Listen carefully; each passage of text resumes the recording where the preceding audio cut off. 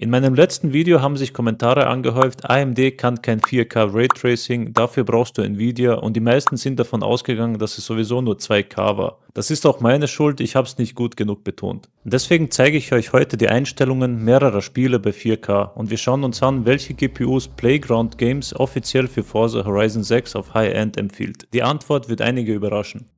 Fangen wir mit Cyberpunk an. Bevor wir ins Gameplay gehen, kurz die Einstellungen. Zuerst die Auflösung ist in 4K eingestellt. Dann haben wir den Upscaler auf Quality, Frame Generation und Raytracing haben wir auf Psycho eingestellt. Die einzigen zwei Einstellungen, was ich nicht auf Ultra gesetzt habe, ist Volumetric Fog und volumetrische Wolkenqualität. Das habe ich auf Hoch statt Ultra gesetzt, weil ich gleichzeitig in OBS in 4K aufnehme und der VRAM sonst voll läuft. Aber das hier ist trotzdem 4K mit Raytracing Psycho. Aber steigen wir in den Porsche von Johnny ein und fahren wir eine Runde durch Night City. Man kann gut sehen, dass hier Raytracing in Echtzeit passiert. Man sieht die Reflexionen am Boden, die Lichter. Also sieht sauber aus, würde ich sagen. Die FPS bleiben auch stabil über 60. Wir sind hier bei 70, 76, 80 FPS. Ich komme auch eigentlich auf 90 bis 100 FPS teilweise. Aber wie gesagt, ich nehme auch mit OBS in 4K auf und das frisst auch ein bisschen Leistung. Kurz bevor wir weitermachen, ich zeige euch mal was. Schreibt mir ehrlich in die Kommentare, welche Einstellungen sind das? Niedrig, mittel, hoch, ultra oder Raytracing? Und ob ihr so spielen würdet, also rein von der Optik her. Ich hoffe, ihr seid damit fertig geworden, weil ich werde es jetzt auflösen. Ansonsten stoppt kurz das Video. Das ist tatsächlich die niedrigste Einstellung, die man einstellen kann. Bis auf den Upscaler, den habe ich auf Auto gestellt, das heißt, er geht vom niedrigsten bis zum höchsten Stand aus. Aber die FPS finde ich extrem krass, wie viel man da rausbekommt damit, aber natürlich bringt es einen nichts, wenn man nicht einen passenden Monitor dazu hat. Ich hätte ehrlich gesagt erwartet, dass es auf niedrig richtig schlimm aussieht. Aber das ist nicht der Fall und die FPS, die man dabei rausholt, sind ziemlich krass. Aber wechseln wir jetzt zu einem Spiel, das mich wirklich überrascht hat. Assassin's Creed Shadows. Ich war früher ein riesiger Assassin's Creed Fan. Beim ersten Teil Altair, dann Ezio Auditore, Brotherhood, Assassin's Creed 3 war auch geil, Revelations auch nice. Das waren noch richtige Ubisoft-Spiele. Aber irgendwann wurde die Reihe halt voll generisch. Immer das Gleiche. Es war am Ende dann irgendwie langweilig und ich habe das Interesse verloren. Nur noch grinden und hat mich irgendwie genervt. Aber Shadows hat mich wieder reingezogen. Die Story hat mich von Anfang an gepackt und die Charaktere haben endlich mal wieder Emotionen. Aber was mich am meisten überrascht hat, wie gut das Ding läuft. Alles auf Hoch, Raytracing, alles eingeschaltet, alles auf maximal eingeschaltet und konstant gute FPS. Im Vergleich zu anderen neuen Spielen ist das wirklich der Wahnsinn. Ich meine, schaut es euch selbst an. 4K, Raytracing ist an, alles auf Hoch und wir haben konstant um die 80 bis 100 FPS. Und schaut mal auf die Grafik. Die Lichtstimmung, die Schatten, die Details, das sieht einfach wahnsinnig gut aus. Und es läuft dabei auch noch flüssig. Ich nehme dabei gleichzeitig in 4K mit OBS auf und wir haben kein Stottern, keine Einbrüche. Das ist der Unterschied, wenn ein Spiel wirklich gut optimiert ist.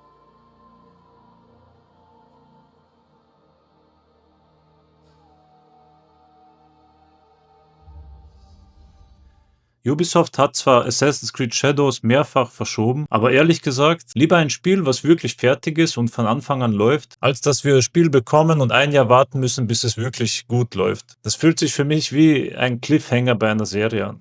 Zum Beispiel Cyberpunk war beim Launch eine reine Katastrophe. Das wissen wir alle. Es wurde jahrelang gepatcht, damit es läuft, so wie es heute läuft. Assassin's Creed Shadows war von Tag 1 spielbar und ich finde, das macht den Unterschied. Und jetzt zeige ich euch das andere Extrem. Hogwarts Legacy. Als ich das Spiel angefangen habe zu spielen, habe ich mir nur gedacht, boah, das sieht ja richtig geil aus. Die Reflexionen, Raytracing, richtig gut gemacht. Aber nach ein paar Spielminuten ist mir sofort aufgefallen, als ich zum ersten Mal in die Haupthalle gekommen bin, da sind mir sofort die ersten Fehler in Raytracing und den ganzen Reflexionen aufgefallen. Und ich dachte mir, oh mein Gott, die ganzen AMD-Hater haben recht. Weil seht es euch an, das sieht echt katastrophal aus. Das Ding ist, das Spiel hat nicht nur Raytracing-Probleme, sondern auch Data-Probleme und FPS-Einbrüche und mehrere Sachen. Und leider muss ich die AMD-Hater enttäuschen, es liegt nicht an der AMD-Grafikkarte. Ich habe nämlich im Internet ein bisschen nachgeforscht und ich habe auch viele Berichte gefunden von Usern, die eine RTX-Grafikkarte haben, AMD, also egal welche Karte du hast, du wirst diese Probleme haben.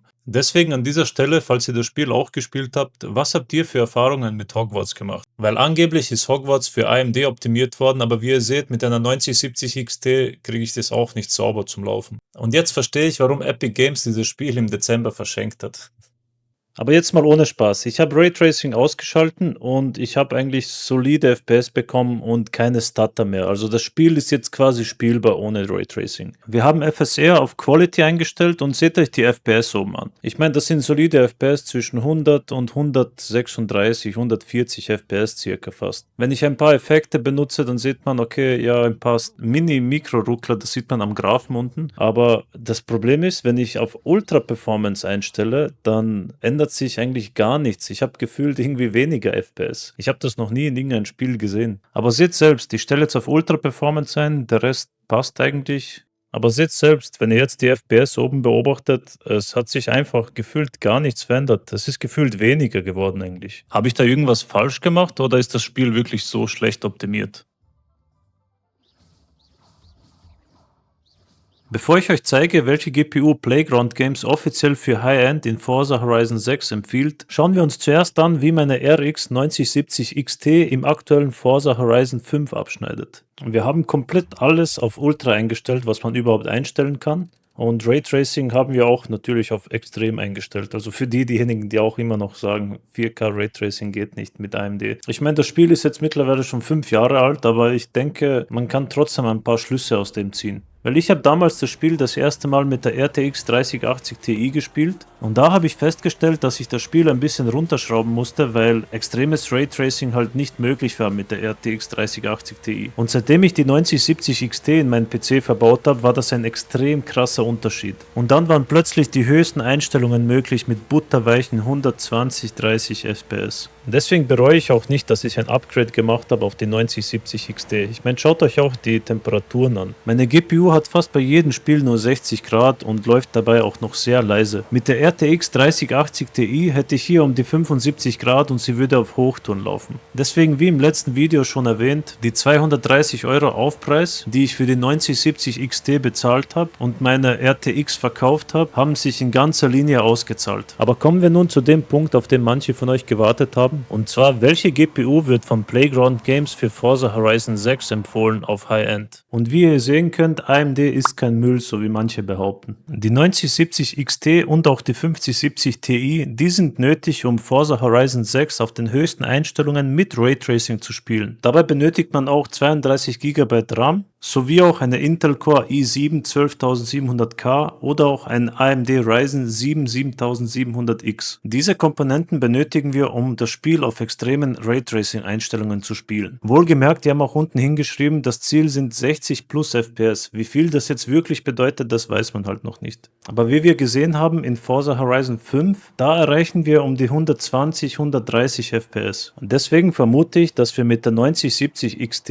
und auch mit der 5070 Ti an die 80, 90 bis 100 FPS kommen werden, weil sie haben unten geschrieben Resolution 4K upscaled. Das bedeutet, damit wir über die 60 plus FPS kommen, benötigen wir einen Upscaler. Und ich kann mir echt nicht vorstellen, wenn wir im 5er-Teil nativ an die 120 FPS kommen, dass wir im 6er-Teil dann nicht mal an die 100 FPS kommen mit Upscaler. Aber wir werden hier auf diesem Kanal natürlich Benchmarks machen von Forza Horizon 6, weil ich habe mir das Spiel bereits vorbestellt und da werde ich sowieso 4 Tage vorab Zugang haben und ich werde sofort schauen, dass ich euch ein Video liefern kann. Also Kanal abonnieren lohnt sich und was sich noch lohnt, ist sich das Spiel über Instant Gaming zu holen. Ich habe es nämlich dort gekauft und habe mir satte 40 Euro gespart. Anstatt 120 Euro für die Premium-Version habe ich nur 80 Euro bezahlt. Und wenn ihr euch auch was sparen möchtet, dann scannt einfach den QR-Code hier oder klickt den Link in der Beschreibung an und kauft euch das Spiel auch günstiger bei Instant Gaming. Das ist gleichzeitig auch ein Affiliate-Link und ich bekomme eine kleine Provision davon. Und da ich noch ein sehr kleiner YouTube-Kanal bin, freue ich mich wirklich über jede Unterstützung. Und ich bin euch echt wahnsinnig dankbar für die Kommentare unter meinem letzten Video. Den ganzen positiven Vibe, den ihr mir gegeben habt, ich habe das echt nicht erwartet. Und das hat mich wirklich umgehauen. Wenn ich sehe, dass Leute wirklich Interesse an meinem Content haben und dass sie sich die Zeit nehmen, etwas zu schreiben und ihre ehrliche Meinung sagen. Ich bin auch ein kleiner Kanal und ich lerne noch, aber genau sowas motiviert mich weiterzumachen. Also vielen, vielen Dank dafür. Und ich hoffe, wir sehen uns im nächsten Video.